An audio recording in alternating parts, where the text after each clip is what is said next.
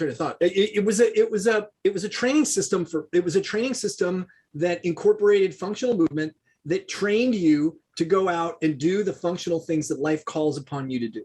Yes. And whether that's a sport or it's being in the military or being a firefighter or running away from a dog that's chasing you or whatever. And those are the applications. And I think it just kind of fell, the sport of fitness just kind of fell into it. I don't know that it was premeditated or thought of. And I don't think it was. I'm not taking anything away from what it's become. It's just, to me, not really a sport, I agree with all of that. And when it started going down that path and it was less for the every person in terms of branding and what people saw online, there was a shift even in our gym. Yeah. Because the more common person wouldn't come in anymore. Yeah, right. They would go to some other gym. They'd go back to the personal trainer or they'd go back to the treadmill in the big gym. So yeah, I mean, you know how close we were to the physical location of the games in Carson, right? We were with no traffic on the 405. This is when the games were in LA. We could get there in 20 minutes on a good. I did not realize it was that close. Yeah, it was that close. Now, most of the time in LA, it's 40 minutes. Yeah. But that gives you an idea a concept. Of travel time's a concept. Yeah, exactly. And we were in the games. So we had a team in the games in 2011. Yeah.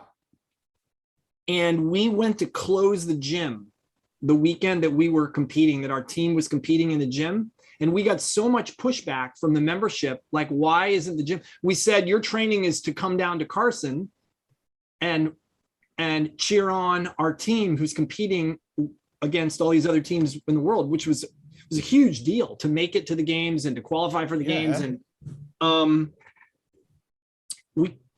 I think maybe 10 of our members came, and we had 300 and some members. Wow. It just tells you, how, people would, if it wasn't too far out of their way, they might get online and watch it. Yeah. But to me, that was a very clear sign that the games was just a fun event for the very, very tippy top of the spear.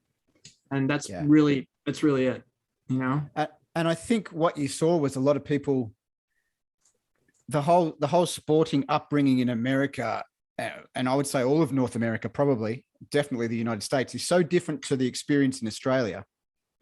There's not a high school scholarship, collegiate scholarship system here, really. Like, there's just not a call for it. So if people want to go into professional team sport in Australia, it's via local teams and then representational systems and then state systems and maybe centers of excellence. But you don't get these guys and girls who've gotten to semi-professional yet elite status by the time they're 17, 18, 19. And then maybe they don't make NBA, NFL, or any other league, but they're already physical specimens. And then they find something like CrossFit, and it gives a skewed idea of what's possible. Like, these guys and girls have been doing this since they're 6. It's like trying to compete against a Chinese weightlifter who's started lifting a bar before they could walk. Or a gymnast. Same stuff. Exactly. Yeah. And it's skewed because this person wasn't built by CrossFit. Right. They adapted to it. Right. It's a change that I see that in mixed martial. Well, even Matt Frazier, he came from he's a wrestler. He did all kinds of stuff before he did CrossFit. It's amazing.